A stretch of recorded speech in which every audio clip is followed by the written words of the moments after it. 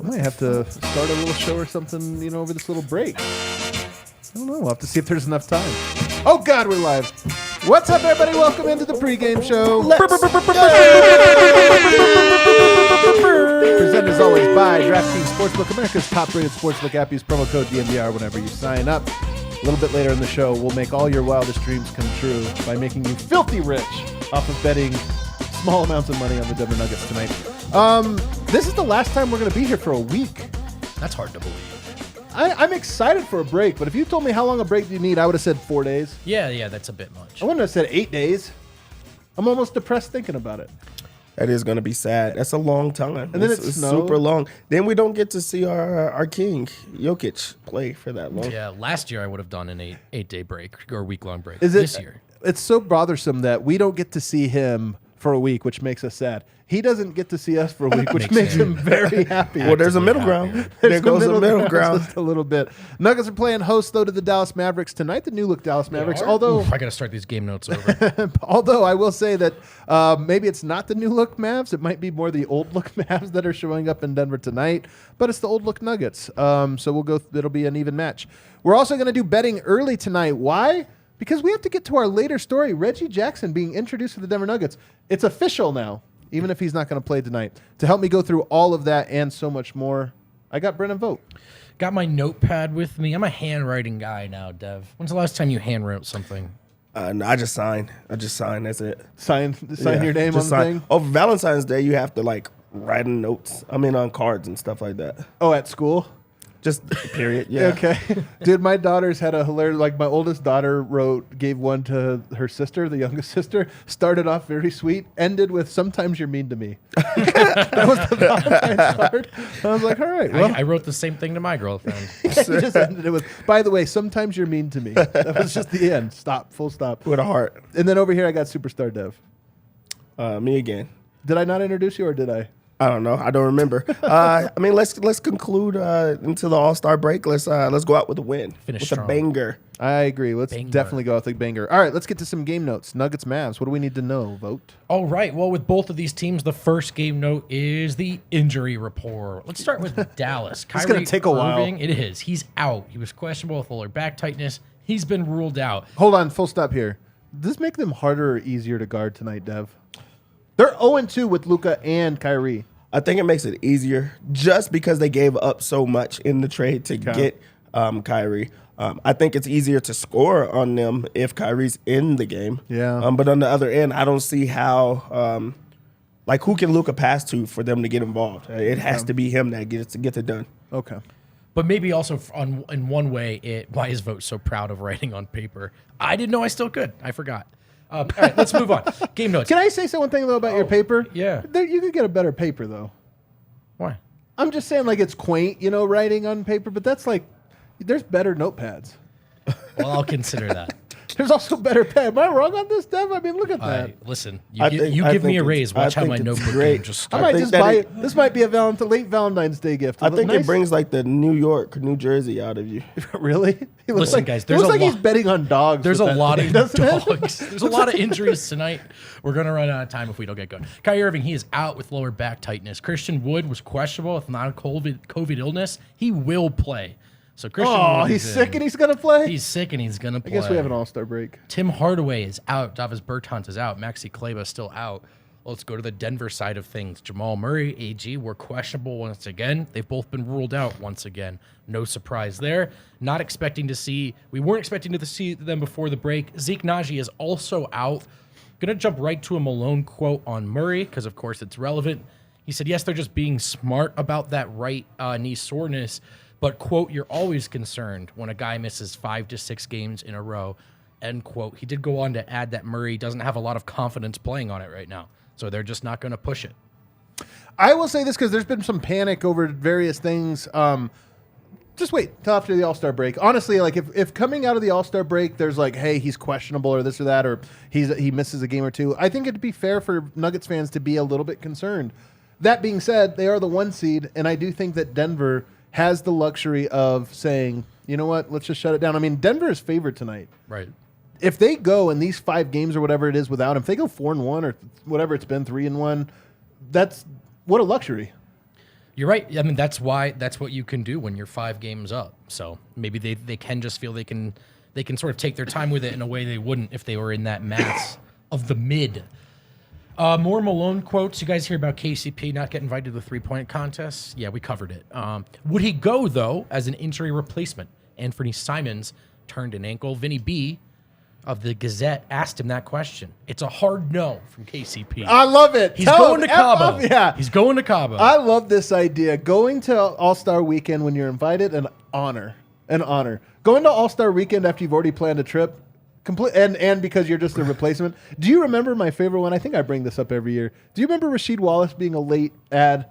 I don't remember what year this is, 2007, we'll say. He was a late ad. He goes into the game, shoots offhanded every time, throws a fit on the court because he did not want to be there. He played like 3 minutes. Just as soon as he touched the ball, he shot it like he didn't care, didn't make anything, and it was like, all right, he's protesting the game. Yeah, You shouldn't have went. I loved it, man. It was hilarious. You need time to mentally prepare yourself for Salt Lake City instead of Cabo.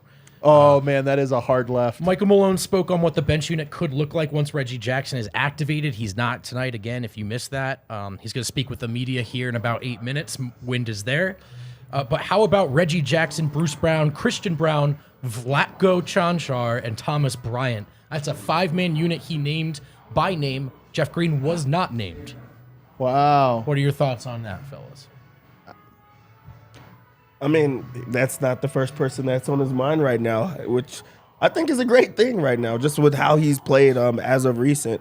Also, it's great for Vlatko to get like the bump. He's now, fresh in the rotation and on his mind. So I think that's great, especially if you just want to have an outlook of what it looks like moving forward. I agree with that. I will say this. Well, I want to come to Jeff Green's defense in one way. I mean, the reports have been that he's been like his hand has been heavily wrapped, in a lot of these things. Then he goes in and plays. Denver's down right now. They're short Aaron Gordon. They're short Zeke Naji. I think him being willing to I get a sense that there's a little bit of a, would he like another week or two off? Probably, but he's filling in. So I cut him a little slack. That being said, Vlatko has been so good this year. So good. And I have to take a step back because I know some people now you always go to he's always been good. Vlatko has always been, I think, underrated. I've always said I felt comfortable with him stepping in. But I think it also deserves mention that he has been better this year. I mean, he's shooting better. He's playing like stronger. He's more athletic. I mean, we weren't talking about coming into the season Vlatko as like, would Vlatko have the best dunk of the year this year? That was off the board. Yet here we are with his like free throw line dunk and a couple others that you're like, hey, this guy's here. So shouts to Vlatko, who, by the way, in the starting lineup again tonight. That's right. We do have starters. Bruce Brown, Kentavious Caldwell-Pope, Michael Porter Jr., Vlatko, and Jokic. Last note on this one, Dev. This lineup has a very good net rating on lower minutes, but 2 games in a row now, 2 games, they have gotten off to an atrocious start. 13-2 in Charlotte, right? And then in Miami, they were a negative early on as well. Do you make anything of that, and do they get off to a hot start tonight? I mean, this is just a group that does not have much time on the court together. They also don't have an identity on the offensive end. So I feel like they're just guessing out there. They don't know who they have to run to or who the offense goes through. So, I mean, of course, the defense is going to be the focal point of that group. But also until they get a score, until they get a person that they could go to, I just think that it's just going to take some time. I wonder who gets the defense. I mean, I'm guessing Vlatko gets the Luka assignment tonight, which is really cool. Yeah. I will say my theory on why they've gotten off to bad starts. In the NBA, you run set plays to start the game the first like 2 or 3 or 4 or 5 possessions. And I wonder if this is a group that's not good at set plays. They're better at continuity offense. I know it's a crazy theory, but I kind of think it's true. You script out, hey, we're going to start with this. We're going to go to this option, this option, this option. Those have not been very fruitful. But after that, they've gotten into a rhythm. So last game note from me really quick. If you haven't been paying attention, Dallas, they've lost 2 in a row. They're 6-4 in their last 10. They're 12-18 on the road. They are the 6th seed, 9.5 behind your Denver Nuggets. All righty, let's preview this game from a betting standpoint, Dev. Why don't we open up? We're doing it early today because Reggie Jackson is right now, as we speak, doing his introductory press conference. Harrison Wind is there. So we're going to allow him to share some notes before we start talking about that. So we'll do bets right now. Denver comes into the game as 6-point favorites. This has bounced around all day. It has. Just because they don't They didn't know who was going to play, who was not going to play, especially with the Kyrie Irving news. I feel like they expected him to go into this one, and he was a late scratch. So that throws things off. The over-under also has bounced around. It started at 234. It is now down to 228 just because they know that they need that scoring that Kyrie provides. I do think that this is a game that Denver wins. I like the -6. Really? In this game. The -6? I think that they're just ready for the All-Star break, but they want to finish up with that win. This is going to be one of the best starts that they've had. This is the best start they've had, right, in franchise history. Oh, it's the fastest to 40 wins. To 40, right? 40 wins or something before the All-Star break. So I just think that they're just going to try to rush through. Get to 41 though. Why not? Get to 41. This is going to be a different type of betting segment for me, just because there's weird things that I like in this game. The Nuggets are 2-point favorites in the first quarter. That's it. I think they're going to get off to a hot start. They have the best. I just told you, though, that they have gotten off to slow starts last This two is games. going to be different. All right. Also, it's one guy that they have to prepare for. I'm not saying that he's not an elite, guy that you could build around, but I don't see who else he's going to have to score around him. So I do like the -2 for the Nuggets. I think they start off right. Okay. Also, I truly love the combination of points plus rebounds for Jokic. It's at 39.5. 39.5. And he's been rebounding well. He scores when he wants to, especially without Jamal and Aaron Gordon. So, his points, you kind of have to take it. I just think that that's great. Whose are these? This is Jokic. Okay. Combos, points, 15. rebounds. He's number 15. Okay. I also like the steals plus blocks combination for Jokic. It's at 1.5. This is a good one right here. I like 1.5. He could get that in just blocks. He could get that in just steals. I think he's going to have the combination that just goes over that, so I really do love it. Also, the Mavs under 112.5. You go over to the team totals, under 112.5. And for the lock of the game, the DraftKings lock of the game, Okay. Michael Porter Jr. Michael Porter Jr. over 2.5 threes. Oh, man, that Why seems would they unfair. put that low? Why would they? Man, The juice isn't that great on it, but come I on. like it. You could put the +3 if you're going to do a same game parlay like most people do. I'm just going to do a double unit because I feel that confident about It it. is great. But yeah, that's just something I'm just going to have in every bet that I sprinkle in. Let's think about a single game parlay. Will you think of one real quick while I Sure. give this anecdote? Sure. Denver, we keep looking at and talking about the 1 seed out west. Do you guys know what the odds are on DraftKings right now for the Nuggets to be the 1 seed in the What? West? -220.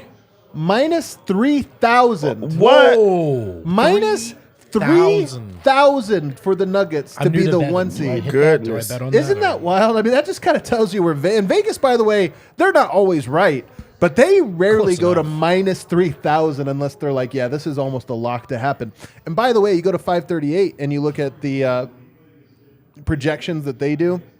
They have the Nuggets with the second best title odds at like 13%. And by the way, winning the West, you think, the KD trade, all this stuff, they have Denver at 31% chance to win the West. Whoa. Can you believe it? I'm just telling you, man, some of these numbers now, and that's winning the West is a playoff projection. Regular season, they have them easily winning the West, winning it by like 4 or 5 games. I'm not that confident, but every game that goes by, I think when Denver gets out of the All-Star break, there'll be 21 or 22 games, something like that left. Every game that goes by that you get a win, it just is like, oh, man, they're that much closer to sealing the 1 seed. All right, do you have a single game parlay for us? Yeah, I like threes at home, and I like more specifically KCP to get a couple up. Hey, if you weren't paying attention, NBA, I can shoot. He's been in a little slump, but you know what? This This would be the one, and he was 2 or 3 in his last game. So, is he ready? Is he ready to get a few up here? Can we go to 3+, or you think just the 2? I have just the 2 All right, as a we'll leg do it. of same game parlay. All right. However, I am feeling a little lucky. Okay. So I will go up to 3 for Porter at -145. Okay. I love that. Let's go to Jokic rebounds. Okay. We can buy alternate lines here. Okay. Because it's a single game parlay. What do you think, Dev? 11.5, 12.5? 11.5. 11.5. All right, so let's add that in there as well. Okay, that gets us to 390. That's pretty One good. more leg. Oh, okay. He's feeling it. One Christian Brown steal. Really? I don't know. I'm just guessing. Why not? Why You not? know what? I'll sprinkle a little. That's for on there. Harrison Wind, who can't be here with us right All now. I like it. Because he's You at got the arena. Plus 390. Oh, yeah, not too bad. Guys, let's talk about last night. You know what I was doing. I had to watch the Clipper game. I had to watch the debut of one Nashawn Bones I Highland. watched as well, yep. What did you think? Well, the unit sure looked good. No, my first thought was just that it really stunk to watch it at all, to see Bones in another uniform. Not that it's not his own doing largely. I understand why it happened, how it happened. Doesn't mean it's fun to watch. I think about Bones hitting threes in Ball Arena and how that is actually among the top tier of like things that can go Vibes, down in yeah. that building. You see him hit a three for the Clippers. It's not fun. A lot of people, I tweeted it's not fun. Some people responded, he's -2. And I said, if you don't get your single stint plus minus out of my face, it was just, I don't like it. I would have preferred that he was in Denver. And I definitely don't like that it's the Clippers. That's a team I like to root against. I'm gonna preface this by saying, like, because I know some people will be annoyed, like, come on, guys, move on. I agree. There's a level of, like, there's a time where this is going to be an old news, like, we're talking about it. It was his debut. Like, to me, it was worth watching. I will say, Dev, I had a little bit of, it was Valentine's Day, and I'm, like, snooping at my ex's social media or something. That's how I felt last night on Valentine's Day watching Bones Highland. Yeah, I mean, it was just wild to see him in the Clippers jersey. And also everybody got to feel those same feelings that we felt when Bones first started. Yeah. He has those electric plays. He is like a crowd pleaser. He is fun and full of energy. That's infectious. And we got to see, the rest of his group play well around him with that energy as well. Normal Powell was not normal. He was not. He was not normal yesterday. So, I mean, like, a lot of it goes to credit. Like, it's going to be credited for Bones because it's his first game. But just having a deeper bench for another team in the West, it does not feel good. You know, I saw one of our friends, Lucas, out in L.A. tweeting about Bones, and he said, you know, on that bench lineup with Denver, depending on if Jamal was out there or not, he could be the first or second guard the defense was worried about. Not necessarily the case with that unit, just sort of other options. And look, that's been the Clippers' calling card. Like, if you were picking them before the season started or even right now, Because they got a lot of guys. it's their depth, right? Yeah. So that second unit is their advantage over the other teams. My take on it is, I've always said I sometimes don't know who I'm rooting for till I watch them. I know who I'm rooting for till I watch them play. Then, like, your emotions come out where maybe you didn't even consciously realize. Last night, I was sad. I'm serious. Like, last night, I was like, am I rooting for him to make a shot or miss a shot? And I'll tell you, I think I was rooting for him to miss. But in doing that, I felt bad about it. Like, Totally. I'll tell you what, I don't think I felt worse about anything until last night. And he didn't even play well. So this isn't a like, oh no, I'm worried about this or that. It just was like, I didn't feel good. I didn't feel good. I feel the same way, man. So it was a little bit weird, and it's one of those things. Sports, this is why sports are so great, though, man. Like, we talk all the time about it's like long-form narrative. And I know there's a lot of people who are not that invested in the Nuggets or maybe emotionally remove themselves from covering a team or this or that. And there's no right or wrong way to do it. Casual fan, diehard, bandwagon. There's no right way. Analytics-driven, film-driven, just casual, whatever. But I'll just say that myself watching it last night was sad. Yeah. I mean, really, it's because Bones brought you so many like positive and fun moments, you know, in his small tenure here. Even though he's gone, even though he wasn't with the Nuggets for such a long time, he made an imprint on the team. Like, not having him, you are thinking about the past. You are going back and going with that. So it's just something that's going to be there. Do I think that it's going to change sometime soon? I do. I do think that it'll change. But right now, it's fresh. It's fresh. That's the thing. Yeah, it's just it could have gone in such a different direction, and then you see him in a Clippers uniform, and you're like, oh, man, this is a really terrible direction. But onward at a certain point, I mean, I do think the front office did what they have to do. Slight left turn, staying with the Clippers game. What do you think it's like to grind your entire life to get to the elite, the top, and just get diced up by a fella named Norman? That is a crazy name. Because think about name. Like speaking to a child and calling them Norman. Norman? Or just like, you know, when Norman can't like really walk, you're like, come here, Norman. That's a horrible name. That is. You're like, that guy's giving me 30. Who is it? Who is it? Like a a popular Norman. Was on Bates Motel? Was his name Norman? Dude, I don't know. Maybe I made this that is up. where we need Adam back for sure. I saw a lot of people talking about the Clippers because they had a great showing on national TV. It's over Golden State, and they're like, "This is the Clippers team everyone was scared of." Are you buying that at all? Because my initial pushback is Golden State's terrible on the road, and they didn't have Steph. Yeah. The thing is, honestly, I do feel as if the Clippers got better. Not just because of the bones, but like they got Mason Plumlee. I was shocked to see Mason Plumlee. That also was, deep wounds. That was, throwing salt on your wounds, and you felt it. But those are two really good backup players. When you think about the Nuggets' two best backups that they've had in recent memory, those are the two guys, honestly. So a team that I feel like was already picked to be like have high expectations was the Clippers. They're also not playing like at full strength for most of the year. When you get to see them like play at full strength, albeit against a team not at full strength, I mean, I think that they're good, and that's what they are.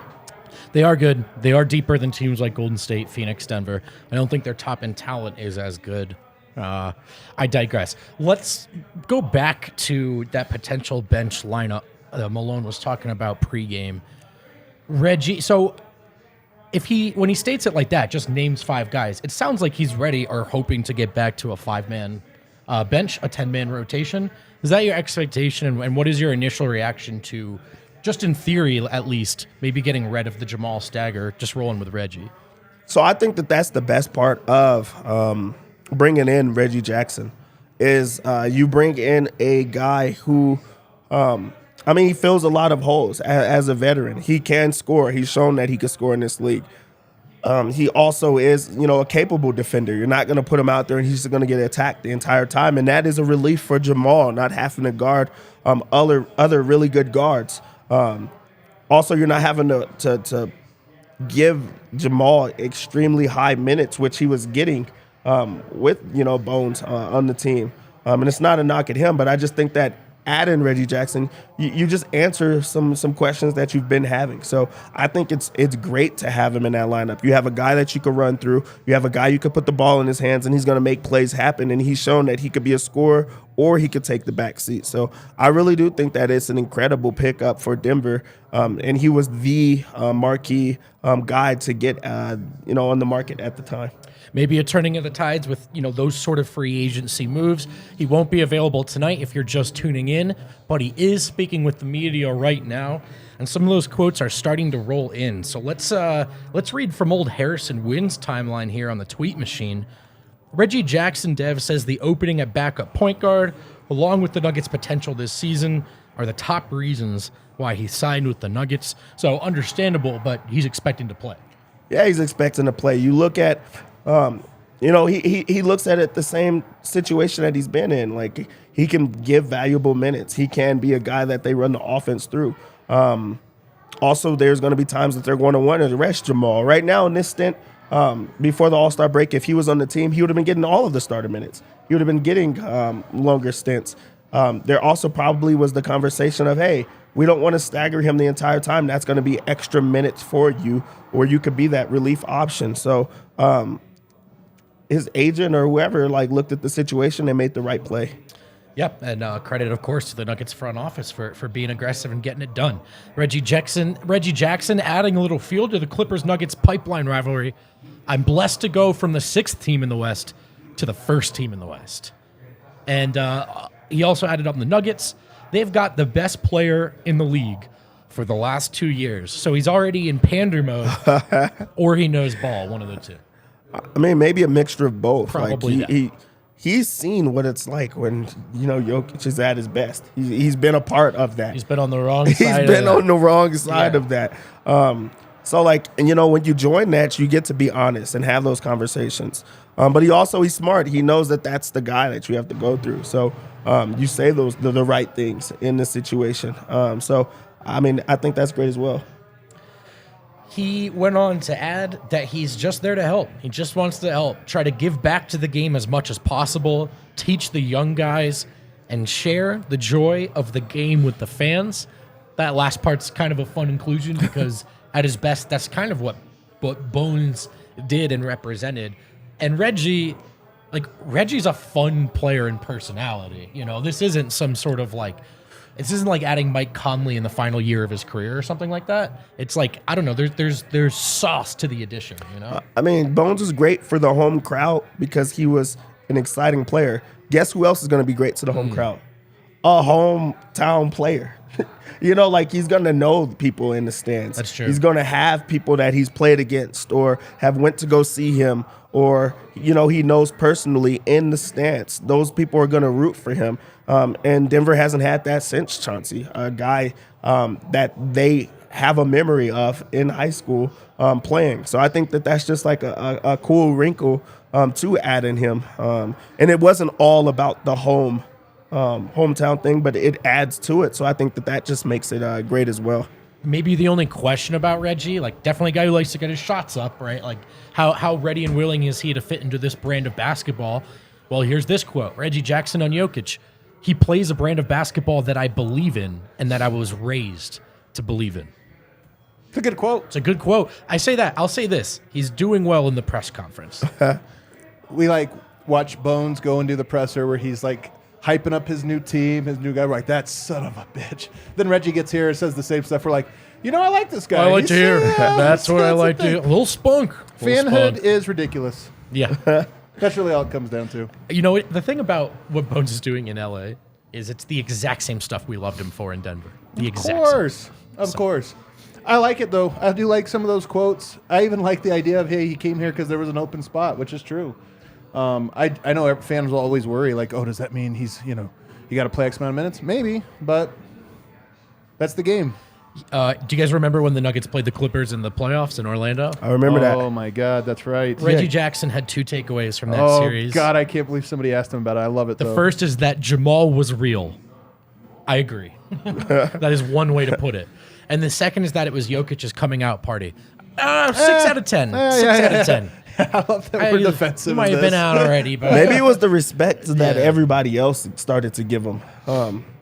Like, this is a guy that's in the league, so he can't.